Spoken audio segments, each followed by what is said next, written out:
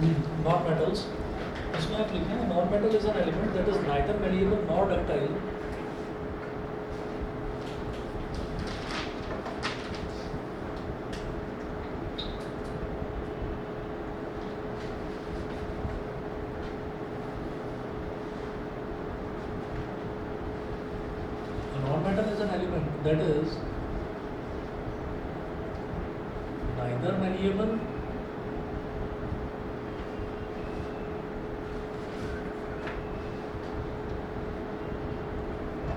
that is neither malleable nor ductile and does not conduct electricity.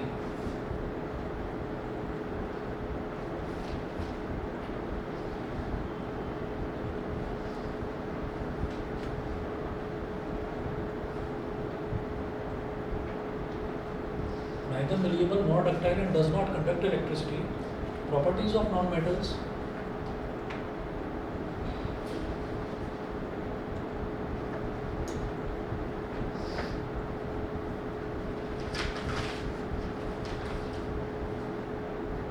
Properties of non-metals. पहला लिखेंगे non-metals are not malleable, non-metals are brittle.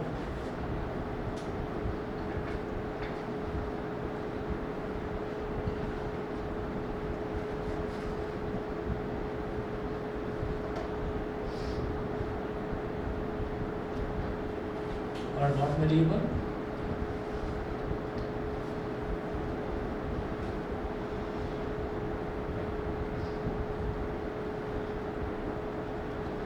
Non-metals are brittle. Second लिखिएगा non-metals are not ductile.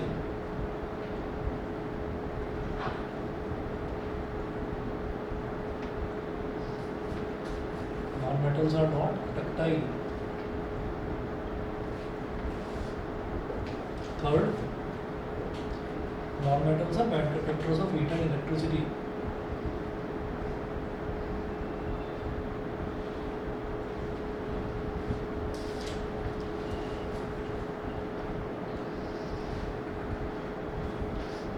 Non-metals are bad conductors of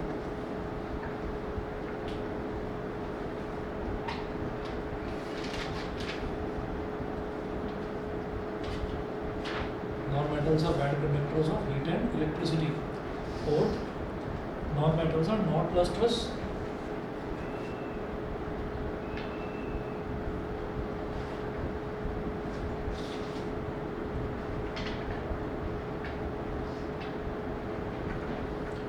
Non-metals are not lustrous. Bracket में लिखिएगा not shiny.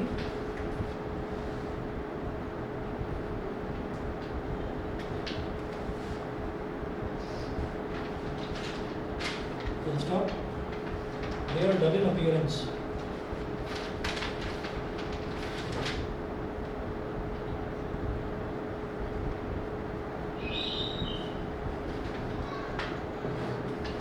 They are dull in appearance.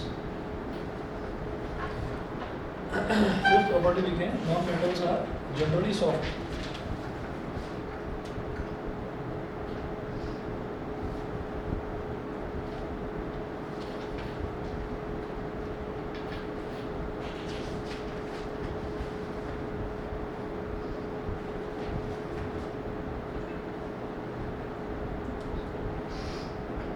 तो जैसे यहाँ पर लिखा है ना non-metals are not lustrous, not shiny, they are dull in appearance.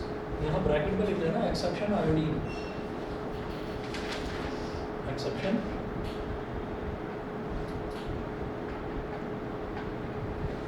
Iodine. Non-metals are generally soft. Exception diamond.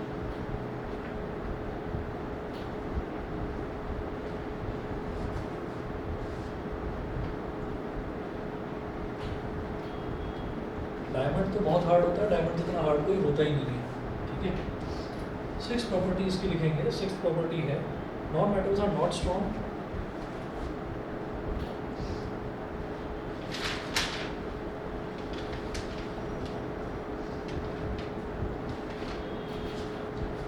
Non metals are not strong.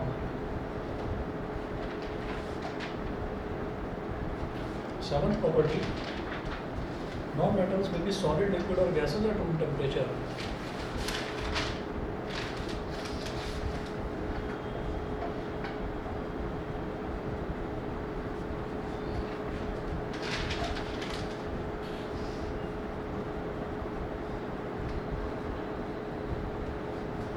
may be solid, liquid or gases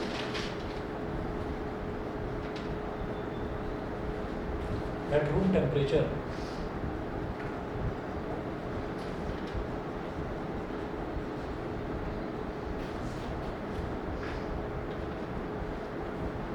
Eighth property, non-metals have comparatively low melting points and boiling points.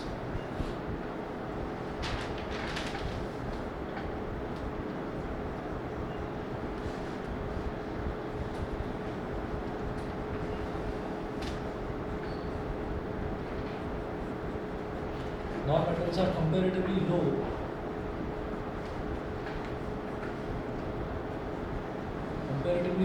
melting points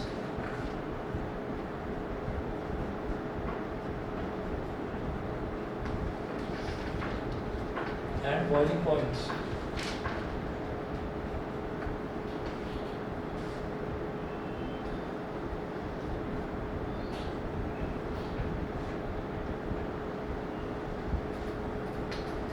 तो non metals का जो melting point और boiling point comparatively लो होता है, इसमें आप लिख देना एक्सेप्शन में ग्रेफाइट।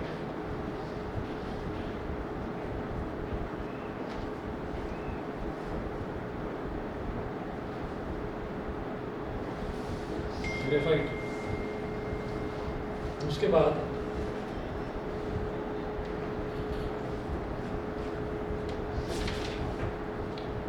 नाइन्थ है non metals have low densities.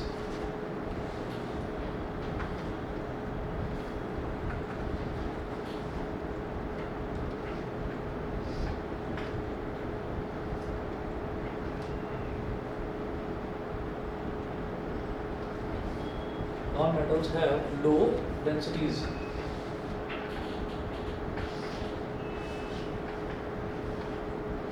Non-metals have low densities.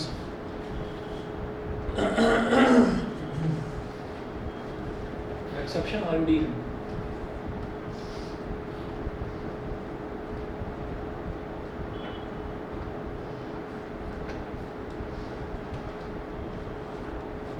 Exception iodine. 10th है non-metals are not sonorous.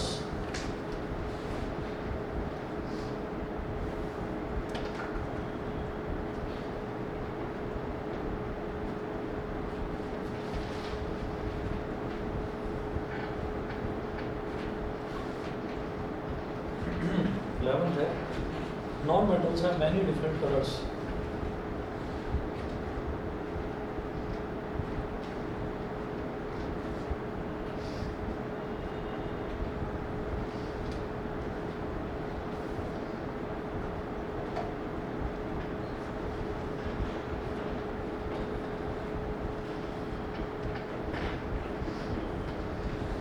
Non-metals have many different colors.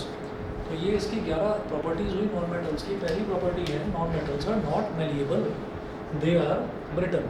ये मेलिएबल नहीं है। मेलिएबिलिटी कैसे पता चलती है कि अगर हमने किसी एक टुकड़े को लिया और हमने उसको हैमरिंग करनी शुरू करी तो हैमरिंग करने से वो फ्लैट नहीं हुआ, वो टूट गया। ब्रिटलनेस का मतलब क्या है कि जिस पर अगर मैं प्रेशर डालूँ किसी भी सब्सटेंस पर और वो फ्लैट ना हो, वायर में भी कन्वर्ट ना हो सके, वो टूट जाए, तो उसको हम बोल देते हैं ब्रिटल। तो इसका मतलब वो मेलिएबल नहीं है, वो ब्रिटल है। दूसरा, नॉन मेटल्स और नॉट डक्टाइल। अगर उनको खींचने की कोशिश करते हैं, उनको वायर्स में कन्वर्ट करने की कोशिश करते हैं तो वायर में कन्वर्ट नहीं होता, वो भी टूट जाता है, अगेन ब्रिटल। थर्ड है non metals are bad conductors of heat and electricity. Heat और इलेक्ट्रिसिटी उनके थ्रू पास नहीं होती, बैड कंडक्टर्स हैं। फिफ्थ है non metals are generally soft, exception diamond. Non metals जो है वो जनरली सारे के सारे सॉफ्ट होते हैं, एक्सेप्शन क्या है यहाँ पर डायमंड। डायमंड इतना हार्ड है कि डायमंड को कोई दबा ही नहीं सकता। उसके बाद सिक्स्थ है non metals are not strong. Non metals strong भी नहीं होते। स्ट्रॉन्गनेस का मतलब क्या है कि anything which can hold weight, जो वेट उठा सके उसको हम स्ट्रॉन्ग बोलते हैं।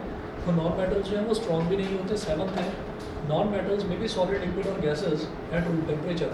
रूम टेम्परेचर पर नॉन मेटल्स सॉलिड की तरह भी बिहेव करते हैं, कई बार सॉलिड भी होते हैं, लिक्विड भी होते हैं, गैसेज भी होते हैं, अलग अलग तरीके के नॉन मेटल्स होते हैं। जैसे मेटल्स का हमने बताया था ना, they are solids at room temperature, ठीक, एक मर्क्यूरी के अलावा बाकी वो सॉलिड्स हैं। इसी तरीके से नॉन मेटल सॉलिडली पाए जाते हैं, सॉलिड के फॉर्म में भी, लिक्विड भी, गैसेस भी। एट्थ है non metals are comparatively low melting points and boiling points. Comparatively का मतलब क्या है?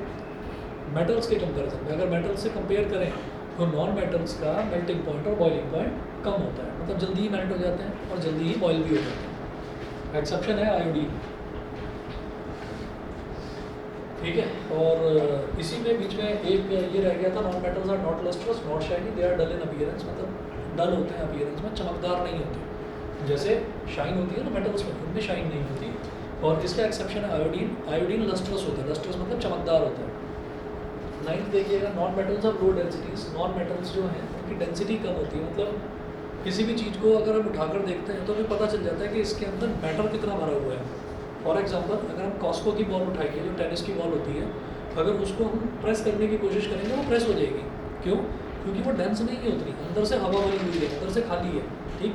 वहीं अगर हम कोई क्रिकेट की जो लेदर की प्रॉपर बॉल होती है उसको दबाने की कोशिश करेंगे तो वो दबेगी ही नहीं। क्यों? क्योंकि उसके अंदर मैटर भरा हुआ है, मटीरियल भरा हुआ है उसके अंदर, तो वो ज़्यादा डेंसिटी है उसकी। तो जिसके अंदर ज़्यादा डेंसिटी होती है उसको बोल देते हैं कि हाईली डेंस है, और जिसके अंदर कम डेंसिटी होती है हम बोल देते हैं कि इसकी डेंसिटी काफ़ी लो है। तो नॉन मेटल्स की डेंसिटी काफ़ी लो होती है, ठीक है। फिर है non metals are not sonorous.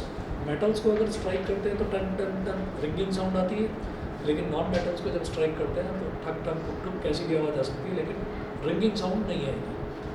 11th है, non metals are many different colours. Non metals के बहुत अलग अलग कलर्स होते हैं। जैसे हमने मेटल्स के कलर देखे थे, metals are generally silver in colour और ब्लैक इन कलर। एक्सेप्शन वहाँ पर गोल्ड था और कॉपर था, ठीक। यहाँ पर हम ये कहेंगे कि इनमें क्या क्या डिस्कस करें, क्योंकि अलग अलग कलर्स की होते हैं नॉन मेटल्स। अगला लिखिएगा मेटाबॉइट्स।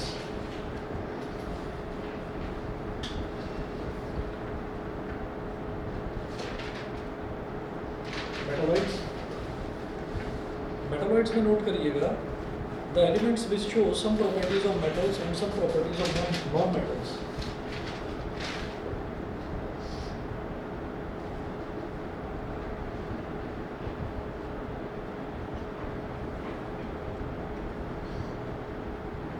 The elements which show some properties of metals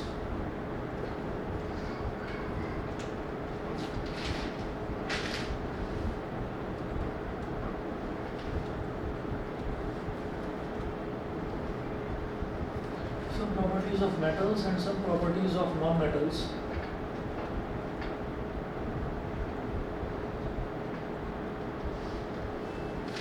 some properties of metals and some properties of non-metals are called metabolites.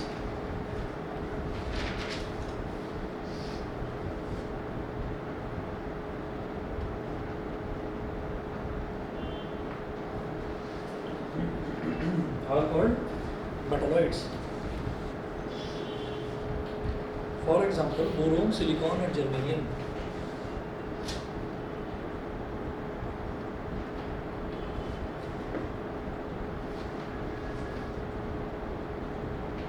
Boron bracket में लिखना है capital B, silicon SI and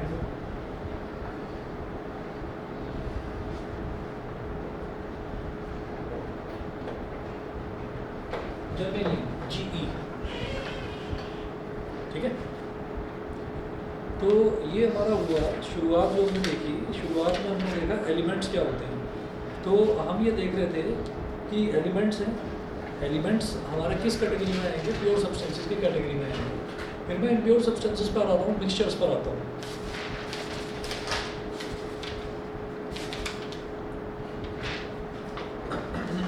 ये मिटा रहा हूँ इधर से, यहाँ तक क्लियर है बेटा? बताइए, प्रॉपर्टीज मिटा दो इसकी 100। Yes sir. ठीक है।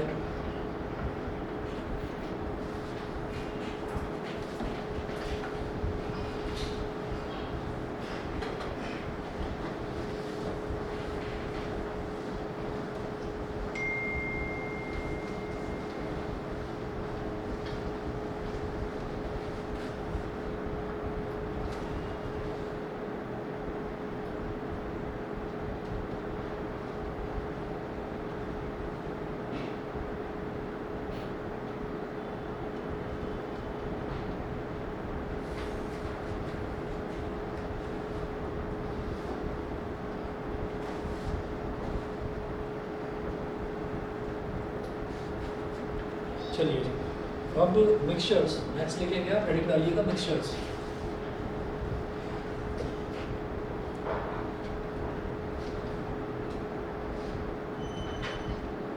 मिक्सचर्स इसमें लिखिएगा, a mixture is a substance which consists of two or more elements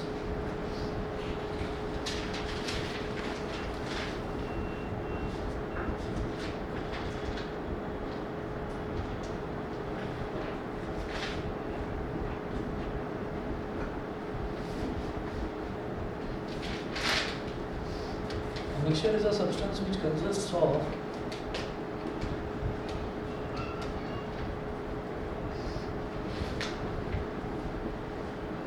two or more elements which consists of two or more elements or compounds not chemically combined together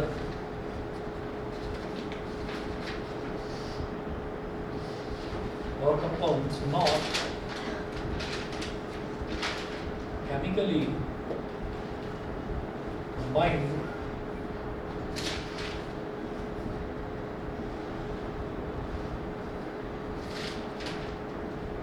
a mixture is a substance which consists of two or more elements or compounds not chemically combined together। उसमें जो भी elements होते हैं, जो भी compounds होते हैं, वो केमिकली कंबाइंड नहीं होते आपस में। उनको क्या करा कि ऐसे ही मैंने एक कोई सब्सटेंस लिया और ऐसे ही कोई दूसरा सब्सटेंस लिया, किसी कंटेनर में डाल दिया, मिक्स कर दिया, तो उसको हम मिक्सचर बोलते हैं। उसके बाद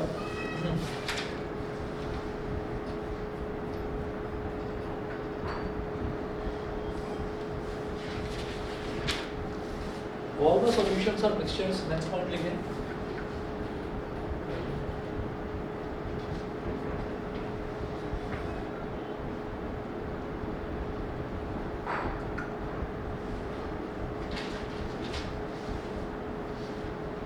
All the solutions are mixtures, ये हो गया। मतलब जितने भी सॉल्यूशन है, चाहे सॉल्ट सॉल्यूशन हो, शुगर सॉल्यूशन हो या किसी और चीज़ का सॉल्यूशन हो, उसको हम क्या बोल देते हैं, वो सब किस्म मिक्सचर्स की कैटेगरी में आते हैं। उनका कोई केमिकल फार्मूला नहीं होता, ठीक है। अच्छा, इसके बाद हम ये देखेंगे कि मिक्सचर कितने तरीके के होते हैं। जैसे हमने सबसे पहले एलिमेंट्स देखे, तो elements can be broadly classified into three categories, metals, non metals and metalloids. इसी तरह से मिक्सचर्स जो हैं, मिक्सचर्स भी दो कैटेगरी में डिवाइड होते हैं।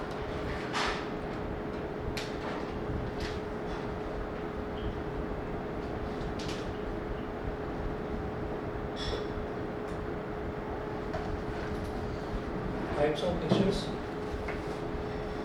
Mixtures are of two types.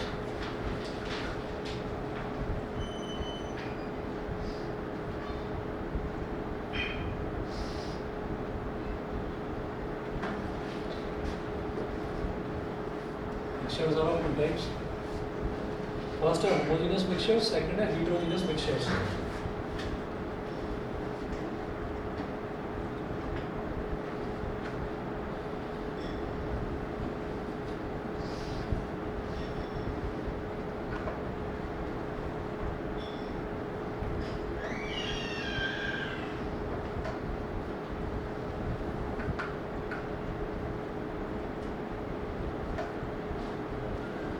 HOMO, homo, GENEOUS, homogeneous mixtures. Heterogeneous mixtures, HETERO, hetero, GENEOUS, heterogeneous mixtures. इसके बाद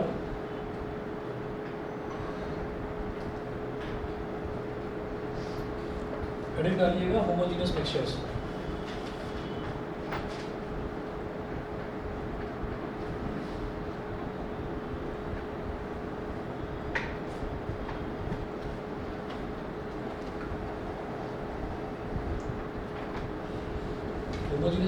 होमोजेनियस मिक्सचर्स में लिखिएगा those mixtures in which the substances are completely mixed together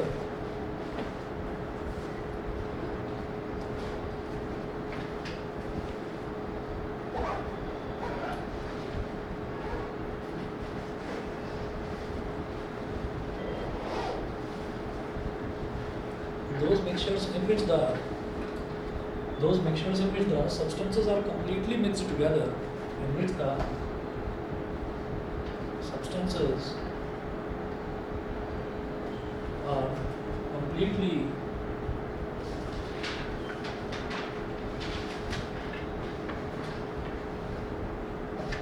those mixtures in which the substances are completely mixed together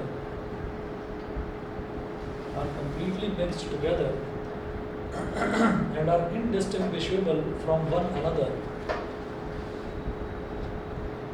and are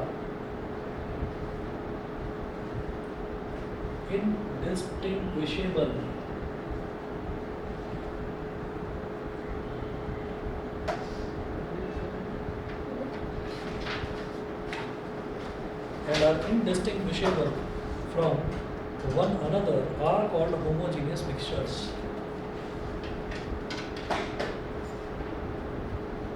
Are called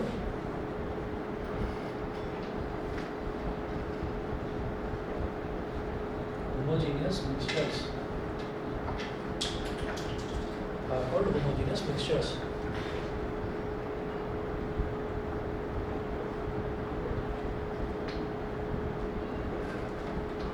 इसमें next point लिखेंगे all the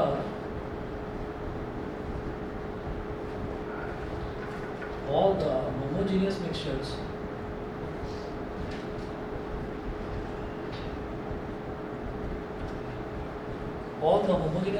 are called solutions.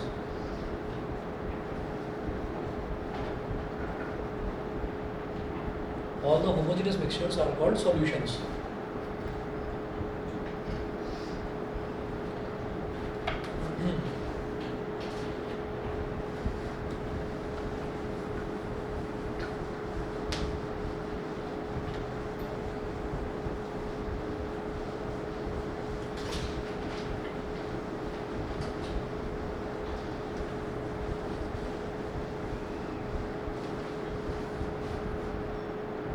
अब लिखिएगा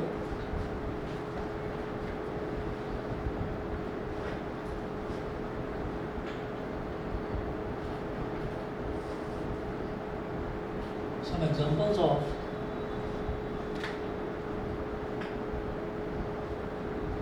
homogeneous mixtures.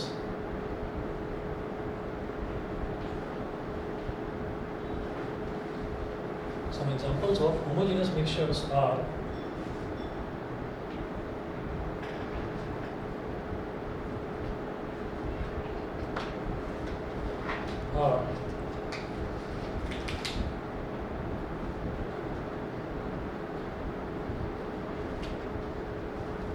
sugar solution,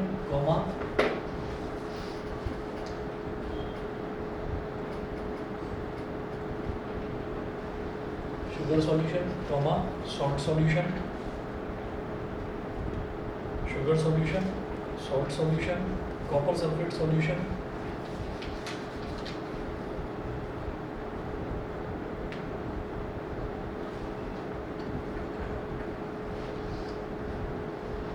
copper sulfate solution, sea water. Sir copper sulphate solution मतलब क्या है? बता sea water,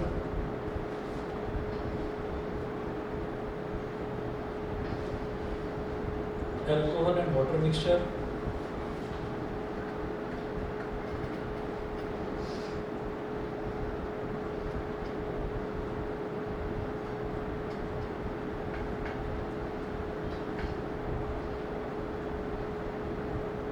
etc.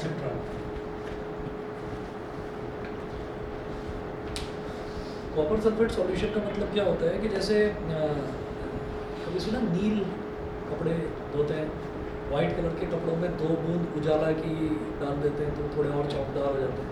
सुना है नील? नहीं सुना? अच्छा चलिए ठीक है। तो ऐसा होता है कि कॉपर सल्फेट एक सॉल्यूशन होता है, कॉपर सल्फेट को पानी में मिक्स कर देते हैं। कॉपर सल्फेट कंसनट्रेटेड फॉर्म में आता है। कॉपर सल्फेट 2 तरीके से आता है, पाउडर्ड फॉर्म में भी आता है, लिक्विड फॉर्म में भी आता है। पाउडर्ड फॉर्म में क्या होता है कि एक चुटकी लेते हैं कॉपर सल्फेट को, और वाइट कलर की शर्ट है, वाइट कलर की पैंट है, कोई भी वाइट कलर के कुर्ता पजामा है, कुछ भी खास तौर पर कुर्ता पजामा ताकि वो चमके, तो उनमें क्या करा जाता है कि उनको पहले साफ़ कर दिया जाता है, डिटर्जेंट से धो दिया जाता है। धोने के बाद में फिर एक बकेट में पानी लेकर उसमें थोड़ा बहुत एक चुटकी जो कॉपर सल्फेट है वो डाल देते हैं। तो कॉपर सल्फेट को फिर उसमें खूब अच्छे से घोलते हैं तो वो पानी जो है वो हल्का हल्का नीलापन आ जाता है उसमें पानी में। और फिर उसके अंदर कपड़ों को डुबा देते हैं, डुबाने के 10-15 मिनट बाद निकाल कर और फिर उनको सूखने के लिए डाल देते हैं। तो क्या होता है कि जो वाइट कपड़ा होता है, वाइट कपड़ा थोड़ा सा और ज़्यादा ब्राइटली वाइट लगने लगता है। तो इस वजह से कॉपर सल्फेट सॉल्यूशन जो है, it is just like that कि मैंने उसके अंदर जरा सा कॉपर सल्फेट मिलाया पानी के अंदर, अब पानी पूरा हल्का हल्का हल्का हल्का नीले रंग का हो गया। ऐसा नहीं होता कि मुझे कॉपर सल्फेट अलग नज़र आए और पानी अलग नज़र आए। तो इसका मतलब क्या है कि कॉपर सल्फेट सॉल्यूशन यानी कि कॉपर सल्फेट और वाटर दे आर इनडिस्टिंग्विशेबल, अलग अलग आइडेंटिफाई नहीं कर सकते। जैसे पहला एग्जांपल क्या दिया, शुगर सॉल्यूशन का, चीनी को लिया और चीनी को पानी में खूब अच्छे से घोल दिया, मिक्स कर दिया तो शुगर बड़े अच्छे से पानी में डिज़ोल्व हो गई। जब डिज़ोल्व हो गई तो डिज़ोल्व होने के बाद में क्या आप देख कर ऐसे बता सकते हो कि अच्छा ये चीनी के टुकड़े ये घूम रहे हैं। अगर पूरी तरह से डिज़ोल्व कर दिया तो ये पानी इधर है, ये चीनी इधर है, इधर से टच करूँगा तो मीठा लगेगा, इधर से टच करूँगा तो ट्रांसपेरेंट, ऐसे ही कोई स्वाद नहीं आएगा। समझ गए? ठीक है, तो इसका मतलब क्या हुआ, इसका मतलब ये हुआ कि जहाँ पर हमारा दो तरीके की चीज़ें जो हमने मिक्स कर दी हैं वो अलग अलग आइडेंटिफाई ना करी जा सकते। जैसे मान लीजिए रेत लिया आपने और सैंड को पानी में डाला, घोलते गए लगे मिला कर ही मारूंगा, मिलाया जा रहा, मिल ही नहीं रहा, भूल ही नहीं रहा उसको। आपने थोड़ी देर बाद छोड़ा, थक गए, उसको घोलते थक गए, थोड़ी देर बाद देखा कि वो रेत अभी भी ऐसे घूम रहा है, अलग अलग दिखाई दे रहा है, और थोड़ी देर बाद जब पानी शांत हुआ तो रेत भी नीचे प्रेसिपिटेट डाउन हो गया, मतलब नीचे बैठ गए। तो ऐसे ये भी तो मिक्सचर है ना, है तो ये भी मिक्सचर, लेकिन इसमें पानी को और रेत को आप अलग से आइडेंटिफाई कर सकते हो। आप कहोगे ये रहा पानी और ये रहा रेत, लेकिन शुगर सॉल्यूशन में आप पानी को और शुगर को अलग अलग नहीं बता सकते कहाँ पर है। सॉल्ट सॉल्यूशन में कहाँ नमक है कहाँ पानी है आप नहीं बता सकते उसको घोलने के बाद। कॉपर सल्फेट सॉल्यूशन में पूरा पानी हल्का हल्का नीला नज़र आता है, तो आप उसमें कहाँ पानी है और कहाँ कॉपर सल्फेट है नहीं बता सकते। सी वाटर भी एक सॉल्यूशन है, सी वाटर में सॉल्ट कहाँ पर है हम देख कर नहीं बता सकते। Alcohol and water mixture, alcohol and water, alcohol जो होता है, जैसे मान लीजिए हमने ये कहा कि हमको कोई चोट लग गई तो डेटॉल जो है, डेटॉल भी एक एल्कोहल है। तो हम क्या करते हैं, हम डेटॉल को थोड़ा सा लेकर जरा सा लेते हैं, जरा सा एक ढक्कन भर लेते हैं और उसको ज़्यादा लिक्विड में, ज़्यादा पानी में घोल देते हैं, वाइट कलर का हो जाता है। वो देखा होगा जब चोट लगती है तो कभी हुआ नहीं, ठीक तुम्हें तो पता चला होगा लेटेस्ट अभी चोट लगी है। हाँ अच्छा, तो वो तो बड़ी जलन हुई होगी एकदम कंसनट्रेटेड जब लगाते हैं। हाँ, थोड़ा सा पानी में डाइल्यूट कर लेते हैं, उसको मिला लेते हैं। तो जब उसको पानी मिला लेते हैं उसके अंदर, तो हम कभी भी हम देख कर बता ही नहीं सकते कि ये रहा डेटॉल और ये रहा पानी, नहीं भैया वो मिक्स हो चुका है, हम नहीं बता सकते। ऐसे सॉल्यूशंस में जिसमें दो चीज़ों को हमने मिला दिया, मिलाने के बाद हम उनको डिस्टिंग्विश नहीं कर सकते, बता नहीं सकते अलग अलग कहाँ कहाँ पर हैं। तो ऐसी चीज़ों को, ऐसे सॉल्यूशंस को, खासतौर पर मिक्सचर्स को हम बोलते हैं होमोजीनियस मिक्सचर्स। ठीक है, जो देखने में बिल्कुल एक जैसे लगते हैं, तो सब कुछ एक जैसा ही नज़र आता है, इसको होमोजीनियस बोलते हैं इसको। नेक्स्ट लिखिएगा heterogeneous mixtures.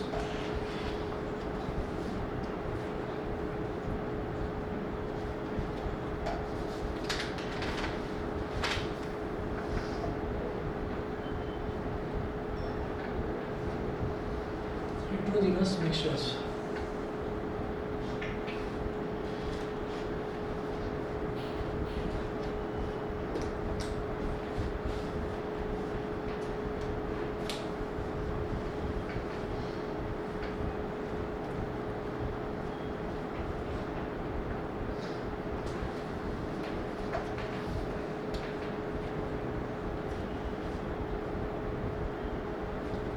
Those mixtures in which the substances remain separate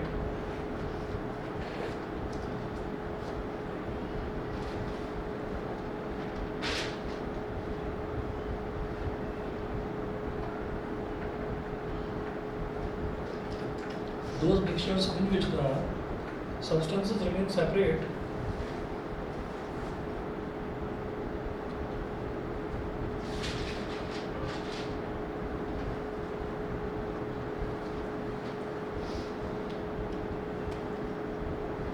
those mixtures in which the substances remain separate and one substance is spread throughout the other substance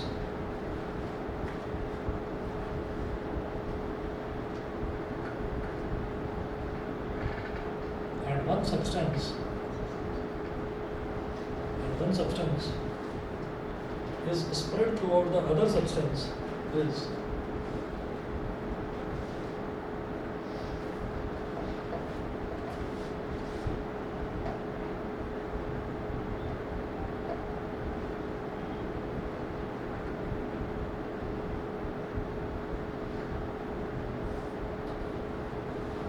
one substance is spread throughout the other substance as small particles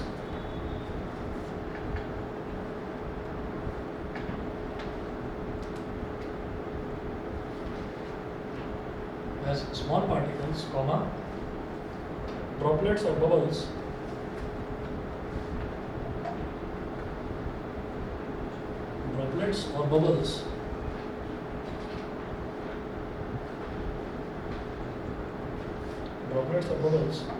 are called heterogeneous mixtures.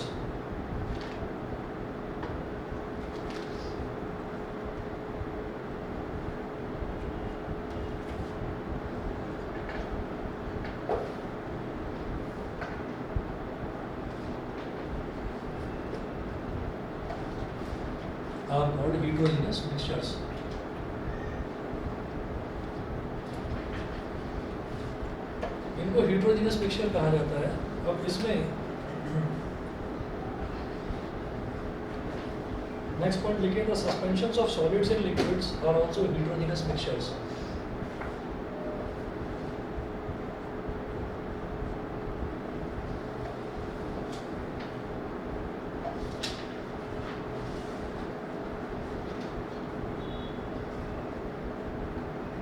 The suspensions of solids in liquids. The suspensions of solids in liquids are also heterogeneous mixtures.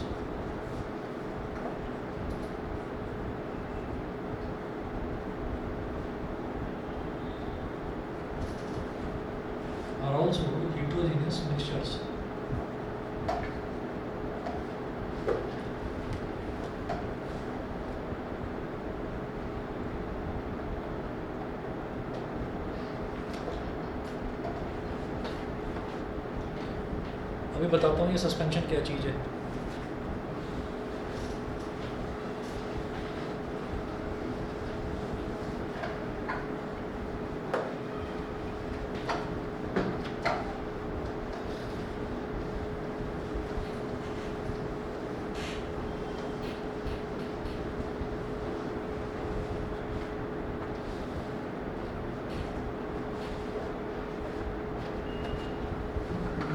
Next point note करें.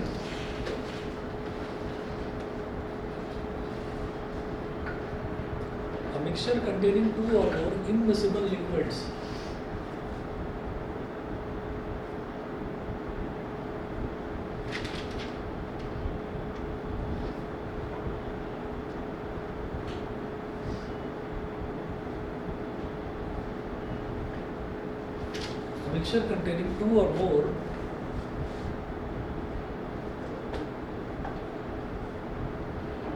immiscible liquids. A mixture containing two or more immiscible liquids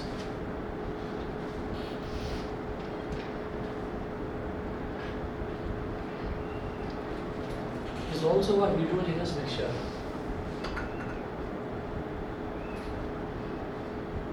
Is also a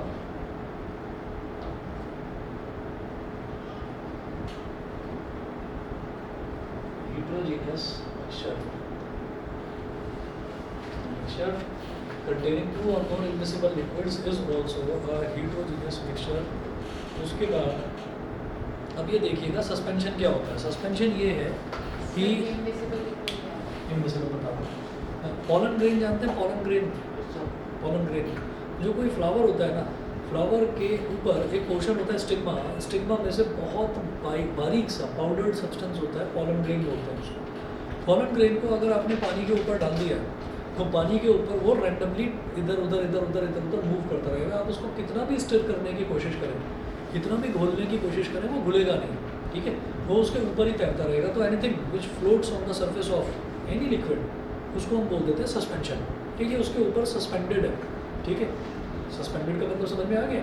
suspended का मतलब ये है कि अगर कोई भी चीज़ हमने डाल दी, पानी के अंदर डाल दी. फॉर एग्जांपल टेल्कम पाउडर है ना, टेल्कम पाउडर जो हम नहाते हैं, लगाते हैं, अपनी बॉडी पर लगाते हैं, वो टेल्कम पाउडर जो है वो टेल्क नाम का एक सब्सटेंस होता है, केमिकल सब्सटेंस होता है, वो उससे बनता है. तो अगर उस टेल्क को अगर आप पानी के ऊपर डाल दें तो वो भी उसमें घुलेगा नहीं, वो फ्लोट करता रहेगा उसके ऊपर. ठीक, तो anything which floats on the surface of water और एनी अदर लिक्विड उसको हम सस्पेंशन बोलते हैं। ठीक, अब बात करते हैं इमिसिबल लिक्विड की। इमिसिबल लिक्विड का मतलब क्या होता है कि मैंने दो लिक्विड्स को लिया और दो लिक्विड्स को मैं खूब घोलने की कोशिश कर रहा हूँ कि आपस में वो मिक्स हो जाए, लेकिन वो मिक्स ही नहीं हो रहे हैं, तो ऐसे लिक्विड्स को हम बोल देते हैं इमिसिबल लिक्विड्स। एग्जाम्पल बताइए, कोई भी दो ऐसे लिक्विड्स जिनको आपस में घोलते हैं और वो घुलते ही नहीं है आपस में। ऑयल एंड वाटर, ठीक है।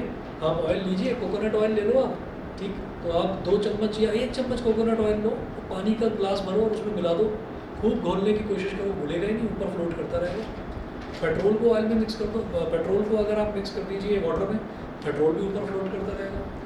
वो देखते हैं ना किसी फिल्म पे दिखाते हैं कि पानी के ऊपर आग लग गई, तो पानी के ऊपर आग कैसे लग जाती है, वो आग पानी के ऊपर जो है वो कैसे लगती है, पानी नहीं जलता, पानी के ऊपर एक लेयर जमा हो जाती है पेट्रोल की। अगर पेट्रोल गिर जाए, गलती से पानी में गिर जाए और वहाँ पर आप आग लगा दें, तो क्या होगा कि पानी तो बिल्कुल एज इट इज़ वही वैसा का वैसा ही रहेगा, लेकिन पेट्रोल जलने लगेगा, बहुत जल्दी बुझ भी जाता है।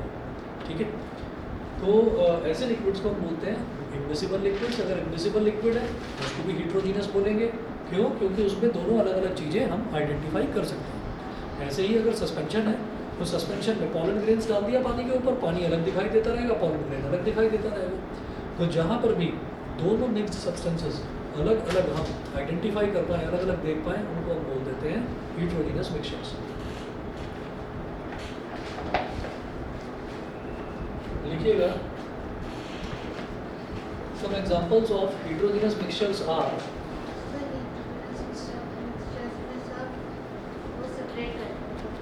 heterogeneous mixture में जिन भी चीज़ों को हम मिक्स करते हैं ना, वो सेपरेट रहती हैं, अलग अलग रहती हैं और दिखाई देती हैं इनको अलग अलग। ठीक, और जो होमोजीनियस होता है, होमोजीनियस जैसे मैंने पानी के अंदर नमक को घोल दिया, तो वो भी तो एक मिक्सचर है, तो हमने उसको घोल दिया, लेकिन कहाँ पर नमक है और कहाँ पर पानी है हम बता ही नहीं सकते, क्योंकि वो पूरी तरह से घुल चुका है उसमें।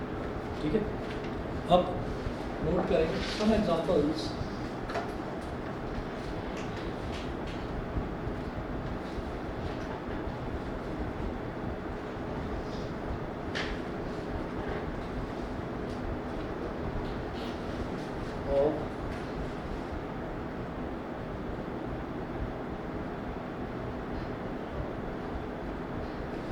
Examples of heterogeneous mixtures are, examples इसके नोट करिएगा कुछ।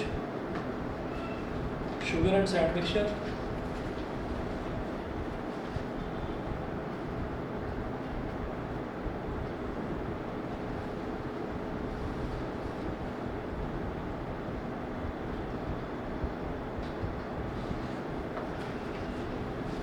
Sugar and sand mixture comma salt and sand mixture,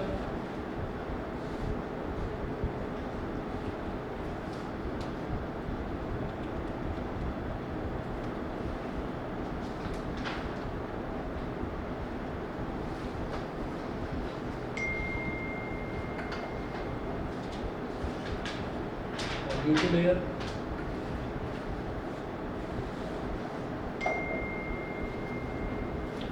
polluted air, gunpowder, milk, ink, petroleum paint,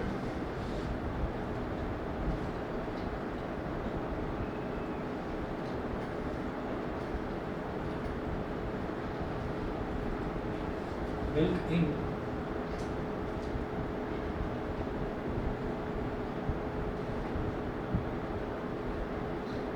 powder, milk, ink, petroleum,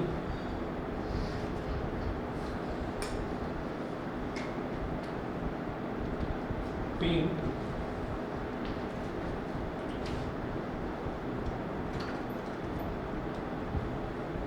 etc. Sugar and sand mixture, sugar चीनी को और रेत को आपस में मिला दो, तो कहाँ चीनी के वाइट वाइट क्रिस्टल्स हैं और कहाँ सैंड है वो हमको अलग अलग दिखाई देता रहेगा। सॉल्ट और सैंड को मिला दो, तो कहाँ सॉल्ट है और कहाँ सैंड है वो हमको अलग अलग दिखाई देता रहेगा।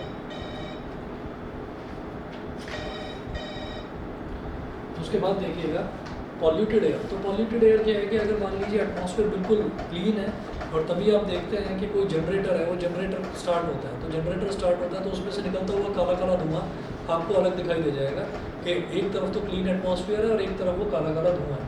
ठीक है, तो जब एयर कहीं पर भी पॉल्यूटेड होती है, कहीं पर भी अगर आग लग रही है और वहाँ पर निकल रहा है धुआं, तो वो धुआं आपको ऐसा नहीं होता, हालांकि वैसे तो एयर में मिक्स हो जाता है वो, पर आप उसको अलग से देख सकते हैं, आपको वो धुआं अलग से दिखाई देता है जहाँ पर भी धुआं निकल रहा होता है। तो हम ये कहते हैं कि पॉल्यूटेड एयर भी मुझे साफ साफ दिखाई देती है। गन पाउडर होता है जो बारूद कहते हैं उसको हिंदी में। गन पाउडर होता है जो बुलेट्स होती हैं, बंदूक की जो गोलियाँ होती हैं, गोलियों के अंदर भरा हुआ होता है वो। तो गन पाउडर जो है, गन पाउडर को भी अगर फैलाकर देखा जाए किसी शीट पर, उसको फैलाकर देखा जाए तो उसके भी जो पार्टिकल्स हैं वो अलग अलग हमको नज़र आ जाते हैं। उसके बाद देखिएगा मिल्क में क्या होता है कि मिल्क को अगर हम खूब स्टिर करते हैं तो मिल्क एक मिक्सचर है, ये तो हमने बता दिया। लेकिन कैसे मिक्सचर है, क्या मिल्क भी अलग अलग दिखाई देता है? तो कभी तेज लाइट में मिल्क को भी ऐसे करके देखना, तो आपको उस पर भी फ्लोट करता हुआ थोड़ी सी जो चिकनाई होती है, जो थोड़ा सा उसका फैट होता है, ऑयल वाला जो पोर्शन होता है, वो भी अलग से आपको दिखाई देता है। ठीक है, मिल्क को बॉईल कर लेते हैं तो वो सारा का सारा जो फैट है वो एक जगह कंसनट्रेट होकर ऊपर आ जाता है, और जब ऊपर आ जाता है तो उसको आप मलाई बोलते हैं, तो वो उसका पूरा का पूरा फैट है। तो यहाँ पर हम ये कहते हैं कि भाई हमने ये काम करा, दूसरा काम हमने ऐसा करा कि मिल्क को हम गर्म करते गए, फैट आ गया, फैट को हमने अलग निकाल दिया, यानी कि मलाई को हमने अलग निकाल दिया। फिर हमने क्या करा कि हमने उसको दूध को और गर्म करते गए और फिर हमने उसके अंदर कोई खट्टी चीज़ डाल दी। ठीक है, कोई भी एनीथिंग विच इज सोर इन टेस्ट, एसिटिक एसिड डाल दिया, विनेगर जो चाउमीन वगैरह बनाते हैं उसमें डालते हैं, तो वो हम डाल देते हैं। तो क्या होता है, मिल्क का जितना भी लिक्विड वाला पोर्शन है, मतलब जो वाटर है उसके अंदर, वो वाटर सारा सेपरेट आउट हो जाता है, और जो मिल्क का सॉलिड है केवल वही बचता है। ठीक है, उसको बोलते हैं पनीर। पनीर इसी तरह से बनता है। ठीक, चलिए, हेलो, हाँ जी, गुड इवनिंग। हाँ जी, हाँ अभी तो बात करूँ। ठीक है, तो आ जाओ। कितनी देर, ज़्यादा लंबी बात तो नहीं है।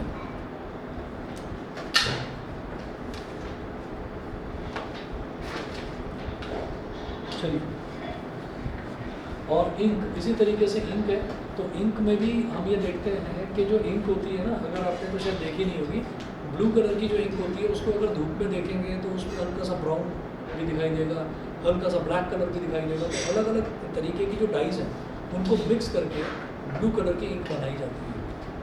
ऐसे ही पेट्रोलियम जो है, पेट्रोल को भी अगर आप देखेंगे, पेट्रोल मान लीजिए कहीं पर पड़ा हुआ है या कहीं पर डीजल पड़ा हुआ है ज़मीन पर, तो आपको अलग अलग उसमें ना धूप में अलग अलग तरीके के रंग दिखाई देंगे उस पर।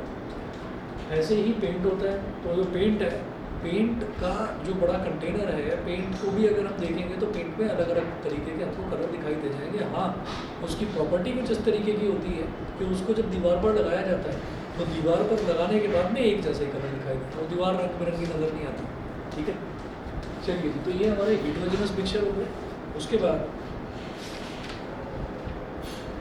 बाद नोट करिएगा कंपाउंड्स। नेक्स्ट हेडिंग डालेंगे compounds.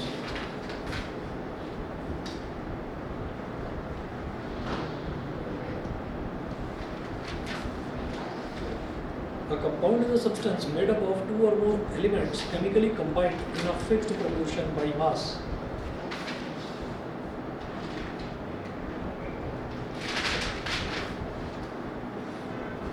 A compound is a substance made up of two or more elements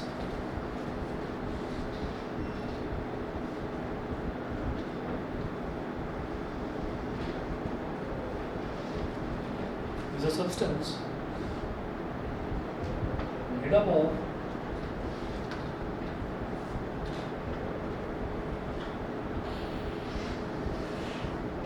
compound is a substance made up of two or more elements chemically combined in a fixed proportion by mass.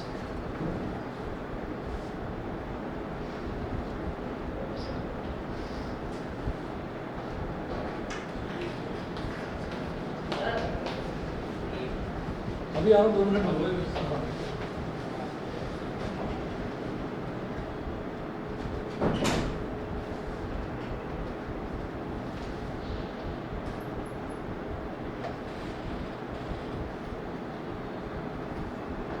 Chemically combined in a fixed proportion by mass.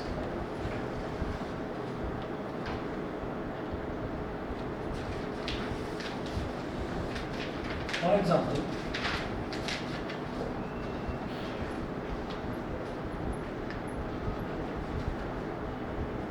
water is a compound.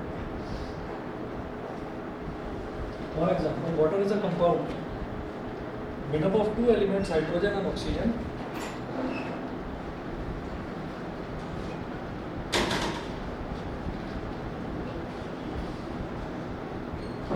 Made up of hydrogen and oxygen combined in the ratio